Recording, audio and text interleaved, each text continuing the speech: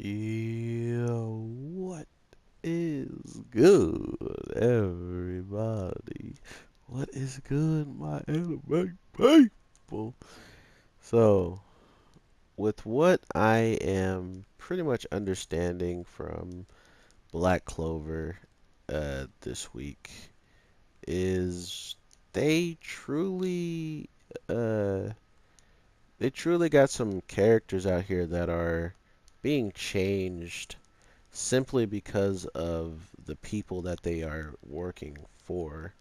And because of these people, they're going to probably continuously have these things happen to them where because, they're under a certain kingdom or under a certain oath, they just have to go with what they're told and stuff like that. But at the same time, man, seeing like kids that are going for one thing and then supposedly they really weren't and this just was a lie the whole time just to get what they wanted. It seems almost kind of far-fetched because with what we learned about about the guy who's pretty much fighting the army this week, uh, we learned that, he didn't teach his students to fight like that. He didn't teach his students to be straight up merciless to every single person that you encounter, but instead the complete opposite, and that they shouldn't be fighting unless they're to protect people. And to completely see that thrown in this man's face and like laughed at and stuff for even considering that to be, the way to do stuff, it kind of hurt. Like, are you seriously gonna do this guy dirty after, including the flashback we see, and he honestly did treat everybody, seemingly everybody, evenly too. It's not like he was like, oh yeah, because this kid right here, I gotta treat him so much better. Like Mars, for instance, he wasn't treating Mars better. It's just he showcased what the government and stuff, and what the people who the other guy wanted to be with. He wanted to be recognized by. Those people saw everything they wanted in Mars instead of him, so it definitely gave him probably more of the edginess that we see this week's episode of him being so like petty towards Mars and stuff like that. Because it makes sense and it's a good fit for this show because without knowing much about those characters, and without being able to see much of those characters, it makes sense that they would try to give us a little bit of turmoil within them, like within the Diamond Kingdom. Because to be honest, we really didn't know much at all still about the Kingdom as soon as we were even given the information the first time around. So it's funny to me that they're bringing the Diamond Kingdom's characters into play, like, oh man, you were always above me in my classes and this and that. Just it's pretty much a ploy to make the audience A, care about them, care about these characters, and B, it's a way to actually give reasoning to why this guy is acting out in such a way and the other guy isn't. It just goes to show you that Mars actually was listening to this teacher. He actually did want to protect, unlike the other guy who supposedly was lying since he was a kid somehow. Very good, mind you, to the point where he made a man actually believe he wanted to protect, and come to find out he completely just wanted power. So, um, it's one of those instances where you're just like, man, bro, I wish I caught that one and didn't teach him anything and just allowed him to go out around the world fighting whatever way he saw fit because it would have been doo-doo. The man didn't even have an attribute.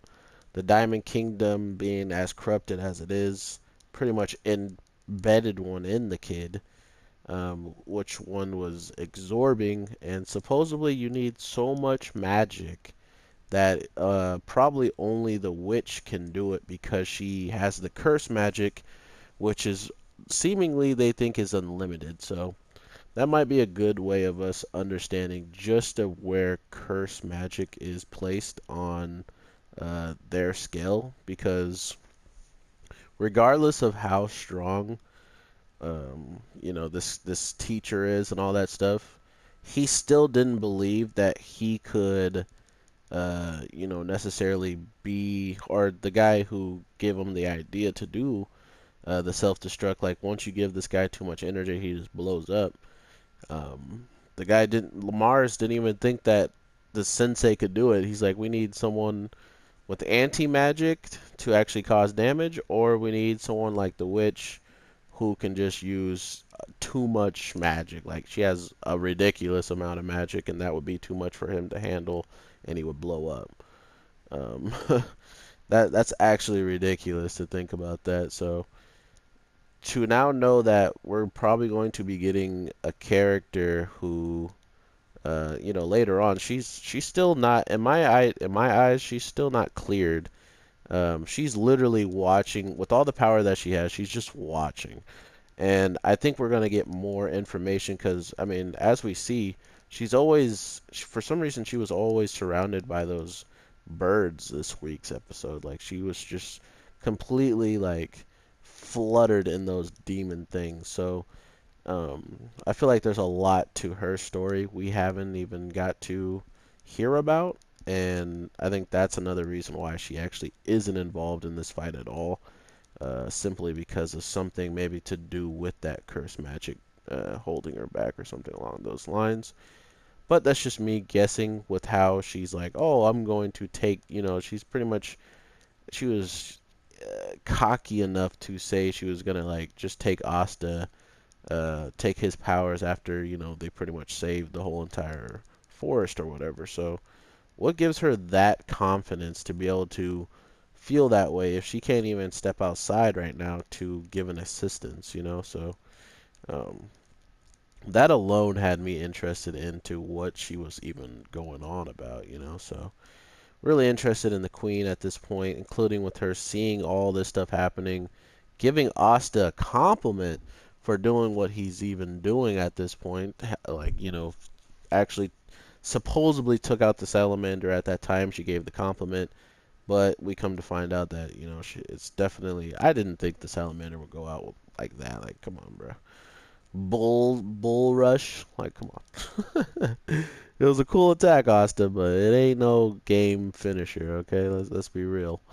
Um, but yeah. So with that being all said, to see the guy go against the Mars and Mars pretty much like, I think the thing that really snapped Mars out of whatever the block he had was seeing him, hearing his name, like not hearing his name. Oh yeah, hearing his name because what's his face actually told him his name. The guy who was um he wasn't even an relevant guy. He was just literally a dude who knew, like he was just some random dude, and since he knew who the traitor was, named him out and all that stuff, I think after all that and going against some of the attacks that probably only he can conjure up, where the icing's on top to actually for him to be like, okay, this is wrong. Like I'm fighting a man who would only protect people, and I'm out here trying to take his life for what? And the other guy who literally was a corrupted to the core, definitely now you can see the whole corruption. I mean, unless him inserting the magic that he inserted into his own body was the main reason why he's just completely out of it. Like he's just not the same dude anymore. Um, it would make sense that because he went through more extensive stuff to be better, to be stronger, Mars probably just took the one magic and then just was like, okay, I'm good to go. When it came down to this guy, he's like, I want it all plus some more. So maybe that's why he lost more of his like emotional side because he just wants to kill, kill, kill. And he even thought it was awesome that because Mars he went against him. He's like, oh, now I get to kill you too. He's like, oh, that's something that excites him. So, um, it was pretty clear to me that he's just lost. He's just a lost, uh, you know, piece of space at this point. And if he can't get it together, he's just gonna be in the way. This guy that, he's not like Lars when it comes down to remembering or wanting to actually become what he was taught. He just wants to be what the diamond people want him to be, which is killer and, be the strongest, take out the weakest or the strongest so we can be even stronger, all that type of stuff.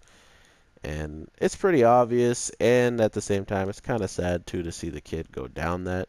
But at the same time, he seems like he's enjoying every moment of it, so not too much reason to be that sad for someone who's actually doing it with a smile on his face every second of the moment, man.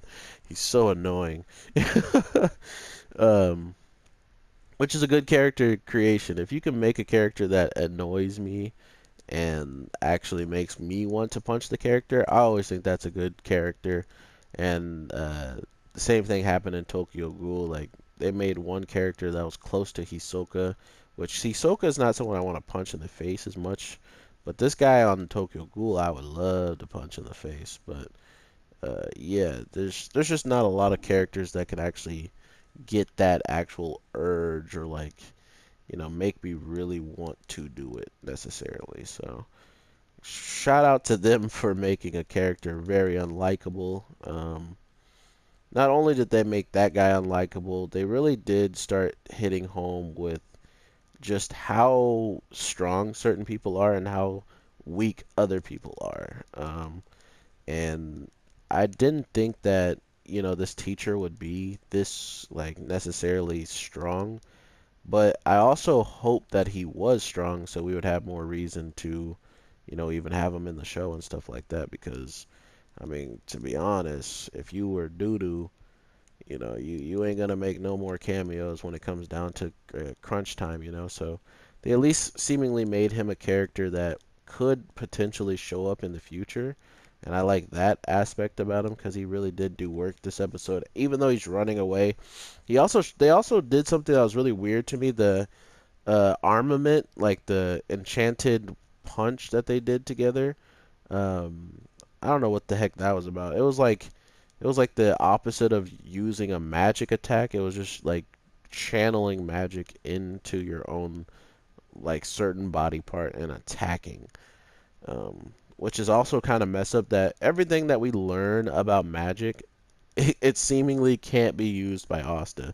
So like any real new information about magic is kind of useless when it comes down to our main character. But at the same time, I felt like that's why it was so cool to have two main characters in this type of story because we have one character who can't use magic, the one thing that's important in this whole entire show, and then we have another character who can, so then we could learn, just like how crazy magic was, and then on the flip side, we can learn just how crazy not having magic is and what you can even learn or become without it. And that seemingly was kind of just blown out of the water when just disappeared as one of the main characters and he just became a background character. So, regardless of that, hopefully, oh, what the heck?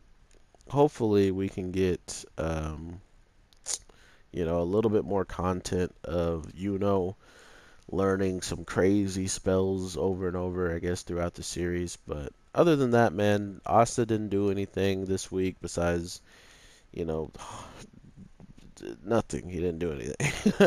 It was literally just the witches showing us what they could do and the traders of the Diamond Kingdom and how valuable they might just be in the future when it comes down to future arcs in the sense of, anybody who shows up that might be a problem, we have friends in different places types of deal. And I think that's always good to have those types of characters in these shows because we just watched a whole entire army get pretty much handled and then the rest of the army get killed by their own like leader commander. So it's really up in the air if they even need more teammates, but if they do, we at least have characters we like, or at least that I like. I like to see these three characters, the witch, the teacher, and then his students. So not a bad episode for Black Clover. I kind of did hope that we would get more with Asta and the girl who is, holding Salamander, but it's okay because I got a good feeling that regardless of all of that, we are going to be seeing a lot more of character growth from certain people that haven't even really been able to show up and get to do anything. So if you guys are excited for that, make sure you drop a like and subscribe so you get notified instantly when my videos drop.